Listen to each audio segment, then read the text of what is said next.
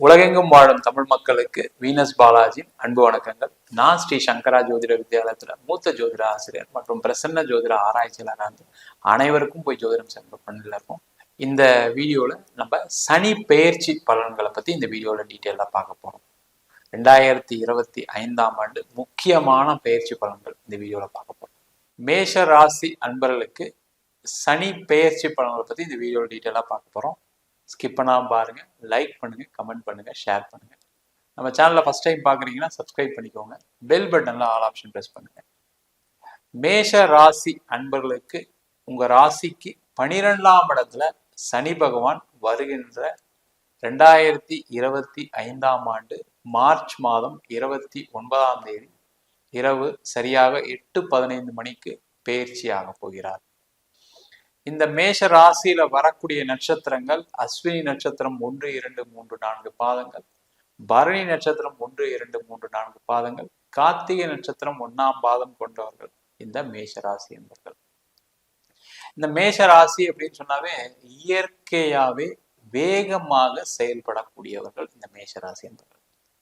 இந்த மேஷ ராசிக்கு அதிபதி செவ்வாய் அப்படின்னு சொல்லுவோம். அந்த செவ்வாய் அப்படின்ற கிரகம் வேகமாக இருக்கக்கூடிய கிரகம், நெருப்பு கிரகம். அதனால இயற்கையாவே இவங்க ஒரு அதீத வேலைகளை அதீதமான நம்பிக்கையுடன் செய்யக்கூடியவர்கள் இந்த மேஷராசி என்பவர்கள். எல்லாத்தையும் சாதிக்கணும், எந்த வேலையும் நம்ம செய்ய முடியாதுன்னு இருக்கக்கூடாது அப்படின்னு ஒவ்வொரு விஷயத்தையும் பார்த்து பார்த்து செய்து சாதிக்கக்கூடியவர்கள் இந்த மேஷராசி என்பவர்கள். இந்த மேஷ ராசி என்பவர்களுக்கு 12ஆம் இடத்துல சனி பகவான் வரார். இந்த 12ஆம் இடம் சொல்லும் போதே பாத்தீங்க அப்படின்னா 7.5 சனி ஆரம்பிக்கக்கூடிய காலம் அப்படின்னு சொல்லுவோம். நிறைய பேருக்கு என்னன்னா 7.5 சனி அப்படின்னாவே நம்ம பிரச்சனை மாட்டிக்குவோம், நம்மளுக்கு தொல்லைதான் அப்படின்னு நினைச்சிட்டு இருக்கீங்க. அது ஒரு முதல்ல தவறான கருத்து. 7.5 சனியில எல்லாரும் பாதிக்கப்பட்டிருக்காங்க அப்படின்னு கேட்டா ரொம்ப கம்மியாகவும் இருக்காங்க. நிறைய பேர் அந்த காலகட்டத்துல நிறைய நல்லா வாழ்ந்தவங்களும் இருக்காங்க. இந்த 7.5 சனி அப்படின்னு சொல்லக்கூடியத 3 பருவங்களா பிரிக்கலாம். முதல்ல சின்ன வயதுல வரக்கூடிய 7.5 சனி, ஒரு 20 வயதுக்குள்ள அப்படின்னு வச்சுக்கலாம். அடுத்தது 40 வயதுக்குள்ள வரக்கூடிய ஒரு 7.5 சனி. அடுத்தது 60 வயதுக்குள்ள வரக்கூடிய 7.5 சனி. இந்த ஒவ்வொரு பருவத்துக்கு தகுந்த மாதிரி அந்த சனியினுடைய தாக்கங்கள் மாறுபடும். ரொம்ப முக்கியம் அதுதான். அதனாலதான் பாத்தீங்க அப்படின்னா நிறைய பேருக்கு ஒரு புரிதல் இல்லாம இருக்கு. ஐயோ, நிறைய பேர் ஃபோன் பண்ணுவாங்க, எனக்கு 7.5 சனி ஆரம்பிச்சுன்னு சொன்னாங்க, ஏதாவது நடந்துருமா, பயமா இருக்கு. பயப்படுறதுக்கு ஒண்ணுமே இல்லை. இந்த ஜோதிட சாஸ்திரமே எதுக்காக வச்சிருக்காங்க அப்படின்னா அடுத்தது இதெல்லாம் நடக்கும், ஜாக்கிரதையா இருக்கும். இதெல்லாம் செஞ்சு நீங்க தெய்வ வழிபாடு பரிகாரங்கள்லாம் செய்யும்போது பிரச்சனைகள் குறைச்சிக்கலாம் அப்படின்றதுக்காக தான் இந்த ஜோதிட சாஸ்திரமே வச்சிருக்காங்க. அப்படி பார்க்கும்போது இந்த மேஷராசி என்பவர்களுக்கு 12ஆம் இடத்துல சனி பகவான் வருவது 7.5 சனி காலமே, அதுல எந்த டவுட்டும் கிடையாது முதல்ல.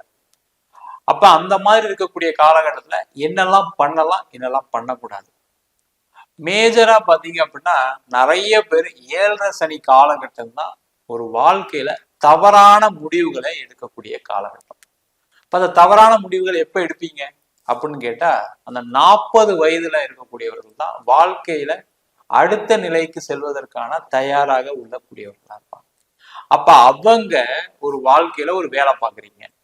அப்ப வேலை பார்க்கும்போது என்ன பண்ணணும் அப்படின்னு கேட்டா நீங்க ஒரு வேலை மாற்றத்துக்கு முயற்சி பண்றீங்க அப்படின்னா அந்த வேலைக்கு நீங்கள் தகுதியானவரா, அந்த கொடுக்க போற அந்த வாங்க போற சம்பளம் உங்க வேலைக்கு கரெக்டான சம்பளமா இருக்குமா, இங்கதான் தவறு நடக்கும். நிறைய பேர் என்ன பண்ணுவாங்க, ஒரு ஜம்ப் கிடைக்கும், மாசம் ஒரு 50,000 சம்பளம் வாங்குறீங்க, வேற ஒரு புது கம்பெனில எனக்கு 70,000 கொடுக்குறாங்க. இப்படி மாறுதல் செய்யும் பொழுது என்ன ஆகுறீங்கன்னா கண்டிப்பாக பாதிக்கப்படுகிறார்கள். அங்க போகும்போது பாத்தீங்க அப்படின்னா உங்களுக்கு அங்க வேலையில இழப்புகள் வரும், வேலையில தொந்தரவுகள் வரும், வேலை செய்ய முடியாத சூழ்நிலை வரும். அங்க வேலை இழப்பு வரும்போது என்ன ஆகும்னா ஐயோ, நம்ம ஏற்கனவே நல்ல வேலை செஞ்சுட்டு இருந்தோம், நல்ல பொசிஷன்ல இருந்தோம், கடைசியில விட்டுட்டோமே அப்படின்ற ஒரு எண்ணத்தை அந்த 7.5 சனி கண்டிப்பா கொடுக்கும். இப்படிதான் பாதிக்கப்படுறாங்க. இப்போ உதாரணத்துக்கு பிஸ்னஸ் பண்றீங்க, பிஸ்னஸ் செய்யறவங்களுக்கு எல்லாருக்குமே என்ன ஒரு எண்ணங்கள் அப்படின்னா ப்ராஃபிட் அண்ட் லாஸ் தான் பார்க்கக்கூடிய நபர்களா இருப்பாங்க. எல்லாருமே அதானே, பிஸ்னஸ்னா என்ன, இந்த இந்த வேலையை செய்யறோம், இது லாபம் கிடைக்குது, இந்த பொருளை விற்கிறோம், இவ்வளவு லாபம் கிடைக்குது, நம்ம என்ன செஞ்சா என்ன அப்படின்னு நினைப்போம். அப்ப அந்த நேரத்துல நீங்க என்ன பண்ணணும்னா, நீங்க ஒரு வாட்டிக்கு 2 வாட்டி நம்ம செய்யக்கூடியது லாபத்தை கொடுக்குமா? இந்த 7 சனி காலகட்டத்துல மட்டும் நிறைய விஷயங்களை நீங்க யோசிச்சு பண்ணணும். நிறைய ஃபேக்டர்ஸ் இருக்கு, அது பிசினஸ் பண்றவங்களுக்கு எல்லாருக்குமே தெரியும். அதெல்லாம் தாண்டி ஒரு தோல்வி வருது அப்படின்னா அது 7 சனியில அதிகமா வரக்கூடிய ஒரு சூழல் உண்டு. அப்ப என்ன பண்ணணும்? தேவையில்லாத விஷயங்களை ஈடுபடக்கூடாது. புதிய முடிவுகள் எதுவுமே எடுக்கக்கூடாது. ரொம்ப சிம்பிளா சொன்னா, நான் புதுசா ஒரு கம்பெனி ஆரம்பிக்கிறேன், புதுசா ஒரு ப்ராடக்ட் ஆட் பண்றேன், புதுசா ஒரு கஸ்டமர் வராரு. சார் பிசினஸ்னாவே புதுசா கஸ்டமர் வரதானே செய்வாங்க, புதுசா பிசினஸ் பண்ணி தானே ஆகணும். கரெக்ட், இல்லைன்னு சொல்ல. ஆனா அதுல ஒரு தடவைக்கு 4 தடவை யோசிச்சுட்டு பண்ணணும். மேக்சிமம் அவாய்ட் பண்றது நல்லது. என்ன ஆகும்னா, புதுசா ஒரு கஸ்டமர் வருவார், நான் உங்க ப்ராடக்டை வாங்கிக்கிறேன், எனக்கு ரெகுலர் ஆர்டர், ஆனா நான் உங்களுக்கு 3 மாசம் கழிச்சு தான் உங்களுக்கு பணம் கொடுப்பேன். நீங்க என்ன பண்ணுவீங்க? ரெகுலர் ஆர்டர்னு சரி பண்ணி தான் பார்த்தா என்ன, நல்ல ப்ராஃபிட் வருது, பண்ணா என்ன, கடைசியில பாத்தீங்கன்னா 3 மாசம் சப்ளை பண்ணதுக்கு அப்புறம் அவரால் பேமெண்ட் கொடுக்க முடியாம போயிடும். அதே மாதிரி புதுசா ஒரு ப்ராஜெக்ட் ஆரம்பிக்கிறீங்க, இல்ல புதுசா ப்ராடக்ட் ஒண்ணு லான்ச் பண்றீங்க, அந்த ப்ராடக்ட் மார்க்கெட்ல மூவ் ஆகாத ப்ராடக்டா மாறதுக்கான சான்சஸ் உண்டு. அதே மாதிரி பணம் கடன் வாங்கி செய்யக்கூடிய விஷயங்களை அந்த 7 சனி காலகட்டம் நிறைய நடக்கும். அப்பதான் பாத்தீங்கன்னா நிறைய ஆப்பர்ச்சுனிட்டிஸ் வர்ற மாதிரி ஒரு சூழ்நிலைகளை, ஒரு பிம்பத்தை இந்த 7 சனி எப்பவுமே ஏற்படுத்தும். அப்ப நீங்க என்ன பண்ணணும்? அந்த புதிய ஆப்பர்ச்சுனிட்டிஸ் வரும்போது நீங்க ரொம்ப கவனமா, இது தேவையா இப்ப நம்மளுக்கு, அடுத்த ஒரு 2 வருஷத்துக்கு தள்ளி போட்டாதான் என்ன அப்படின்ற சிந்தனையுடன் செயல்பட்டீங்க அப்படின்னா பிரச்சனைகள் வராது. அதே மாதிரி இளம் பருவம் அப்படின்னு சொல்லக்கூடிய அந்த 20 வயதுக்குள்ள என்ன பண்ணுவோம் அப்படின்னு கேட்டா, வாழ்க்கையில படிக்கக்கூடிய ஒரு தருணம். அந்த படிக்கக்கூடிய தருணம் தான் உங்களுக்கு அடுத்த நிலைக்கு 20ல இருந்து 40, 40ல இருந்து 60 வரைக்கும் உங்களுக்கு ஒரு விஷயத்த கொடுக்க போகுது. அந்த படிப்புல கவனம் சிதறக்கூடிய ஒரு சூழ்நிலையை கண்டிப்பா ஏற்படுத்தும். அப்ப என்ன பண்ணணும்? இன்னும் ஃபோக்கஸ்டா இருக்கணும். சார் என்னால காலையில எந்திரிக்கவே முடியல சார், அந்த மாதிரி சூழ்நிலைகள் வரும். எக்ஸாம் வருது சார், நான் படிச்சதெல்லாம் மறந்து போச்சு சார், எக்ஸாம் நேரத்துல ஒரு பெரிய சண்டை நடந்துச்சு சார் வீட்டுல, அதனால என்னால கவனம் செலுத்த முடியல சார், எங்க வீட்டுல நிறைய சண்டைகள் சார். சில பேருக்கு காதல் ஏற்படுவதனால பாத்தீங்கன்னா அந்த வாழ்க்கை தடம் புரள்வதற்கான வாய்ப்புகள் அந்த 7 சனியில உண்டு. இந்த மாதிரி விஷயத்த இந்த மேஷராசி என்பவர்கள் ரொம்ப கவனமா பார்த்துக்கணும். அப்ப ரொம்ப ஃபோக்கஸ்டா இருக்கணும். நம்ம இப்ப என்ன பண்ண போறோம், இந்த வயசு என்ன வயசு, படிக்கிறதுக்கான வயது. அப்ப அந்த படிப்பை நல்லபடியா முடிக்கணும், மத்தெல்லாம் கொஞ்ச நாள் தள்ளி வைப்போம் அப்படின்னு ஃபோக்கஸ்டா இருந்தா பிரச்சனைகள் வராது. அதே மாதிரி அடுத்த பருவம் அப்படின்னு சொல்லக்கூடியது வந்து பாத்தீங்கன்னா 20ல இருந்து 40. அந்த 20ல இருந்து 40 வரக்கூடிய காலகட்டத்துல பாத்தீங்கன்னா திருமணம் நடக்கும். குழந்தை பேரு, வீடு வாங்குறது, இடம் வாங்குறது எல்லாமே நடக்கதான் செய்யும். அப்ப அந்த நேரத்துல நீங்க அந்த திருமணத்தை தள்ளி போட முடியுமான்னா தள்ளி போட முடியாது. உண்மைதான். அந்த 7 சனி காலகட்டம் தான் கண்டிப்பா திருமணம் நடைபெறக்கூடிய காலமா நிறைய ஜாதக அமைப்பு வருது. அப்ப என்ன பண்ணணும்? ஒரு வாட்டிக்கு 2 வாட்டி வரனை பார்த்து செலக்ட் பண்றது நல்லது. அங்க எங்க தப்பு நடக்கும்? நல்ல வசதியான வரன் இருக்கா, நல்ல படிச்ச பையனா இருக்காங்களா, நிறைய பணம் வச்சிருக்க பையனா இருக்காங்களா, அந்த மாதிரி ஒரு வரனை பார்க்க வேண்டிய சூழ்நிலை வரும். அதை மட்டும் நீங்க ஒரு வாட்டி கம்மியா யோசிச்சு, பையனுக்கு குணம் இருக்கா, பையனுக்கு ரெகுலரான வேலை இருக்கா, ஃபேமிலியில நல்ல பேக்ரவுண்டா, அந்த மாதிரி பார்த்துட்டு ஒரு வரன் பார்த்தீங்கன்னா உங்களுக்கு எந்த பிரச்சனையும் வராது. அதே மாதிரி அடுத்த நிலை வீடு வாங்கக்கூடிய தருணம். ஒரு வீடு தேவை, 2 வீடு 3 வீடு போகும்போது என்ன ஆகும்னா ரொம்ப கம்மி ரேட்ல ஒரு இடம் வரும். நீங்க அதை வாங்கிக்கங்க, இது பெரிய ரேட்ல போகும். அங்கதான் நிறைய பேர் பிரச்சனைல மாட்டிடுவாங்க. நான் சும்மா தான் சார் இருந்தேன், ஃப்ரெண்டு கூட போனேன், அவரும் ஒரு ப்ராப்பர்ட்டி வாங்கினேன், என்னையும் வாங்கினாரு, நானும் அப்போ கொஞ்சம் காசு இருந்து வாங்கிட்டேன், அதுல இருந்து பாத்தீங்கன்னா வேலை போயிடுச்சு, எனக்கு பிசினஸ் டல் ஆயிடுச்சு, லோன் கட்ட முடியல, அந்த இடத்த விற்க முடியல. இந்த மாதிரி பிரச்சனைகளை இந்த 7 சனி காலகட்டத்துல கண்டிப்பா நடக்கும். அதெல்லாம் அவாய்ட் பண்றது மிக மிக சிறப்பு. அதே மாதிரி 60 வயதுக்கு மேல இருக்கீங்க அப்படின்னா உடல் நலத்துல ரொம்ப கவனமா இருக்கணும். ரெகுலரான ஃபுட் ஹேபிட்ஸ், டயட்டை மெயின்டைன் பண்ணுங்க. அதே மாதிரி ஆசைப்பட்டு பணத்தை நீங்க வச்சிருக்கக்கூடிய உங்களுடைய சேவிங்ஸ், பென்ஷன்ல வரக்கூடிய பணங்கள், அதே மாதிரி உங்களுடைய ரிட்டையர்மெண்ட் பெனிஃபிட்டை தேவையில்லாத விஷயத்துல இன்வெஸ்ட் பண்ணாதீங்க. அங்க ஒரு ஏமாற்றம் வரும்.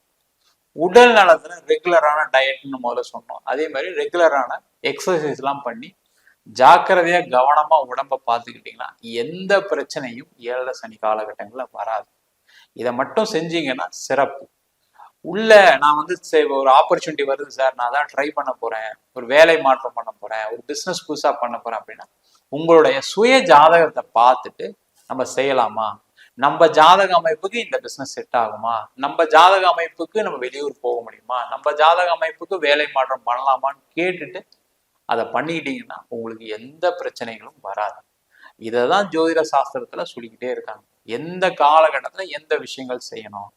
அப்ப 7.5 சனி பாதிக்குமானா நான் சொன்ன விஷயத்துல நீங்க கவனம் இல்லாம இருந்தீங்கன்னா கண்டிப்பா பாதிக்கப்படுவீங்க. அதுக்கப்புறம் தான் நிறைய பேர் என்ன சொல்றாங்க, நீங்க சொன்னது கரெக்டு, நான் இதை செஞ்சேன் அதை செஞ்சேன்னு சொல்லி ஒரு மாட்டக்கூடிய ஒரு விஷயத்தை தான் அந்த 7.5 சனி கொடுக்கும். நீங்க கவனமா இருந்தீங்க அப்படின்னா பிரச்சனைகள் வராது. இல்ல சார் கவனம் இருந்தா கூட நான் போய் மாட்டிக்கிட்டேன், நிறைய பேர் சொல்லுவாங்க எப்படி கடன் வந்துச்சுன்னு தெரியல சார், எப்படி ஏமாந்தனேன்னு தெரியல. அப்ப என்ன பண்ணணும், தெய்வ வழிபாடு பண்ண ஆரம்பிக்கும். ரெகுலரா சனிக்கிழமை சனி பகவானை பிரார்த்தனை பண்றது, எள்ளு தீபம் போடுறது, இந்த மாதிரி விஷயங்கள் செஞ்சுட்டே வந்தீங்கன்னா தேவையில்லாத பிரச்சனைகள் நீங்க மாட்டாம இருப்பீங்க. கடவுள் உங்களை கண்டிப்பா காப்பாற்றுவார். நம்ம சொன்ன பலன்கள் எல்லாமே பொதுவான பலன்கள். உங்க ஜாதக அமைப்பு, உங்களுடைய ஜாதகத்தில் இருக்கக்கூடிய மற்ற கிரக நிலைகள் நல்லா இருக்கும்போது 7.5 சனி பாதிப்புகள் பெருசா வராது. திசாபுத்தியும் மிக மிக முக்கிய காரணமா இருக்கு. உங்க ஜாதகத்தை ஒரு வாட்டி பார்த்துட்டு நீங்க ஒரு முடிவு எடுக்கிறது மிக மிக நல்லது. ஜாதகம் பார்க்கணும் விருப்பப்பட்டீங்கன்னா கீழே இருக்க நம்பர் வாட்ஸ்அப் பண்ணிட்டு ஜாதக பலனை தெரிந்து கொள்ளலாம்.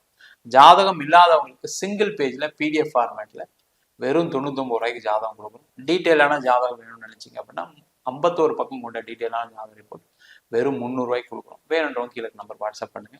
நம்ம ஸ்ரீ சங்கரா ஜோதிட வித்யாலயத்தில் ஜோதிட பயிற்சி வகுப்பு நடத்திட்டு இருக்கோம்.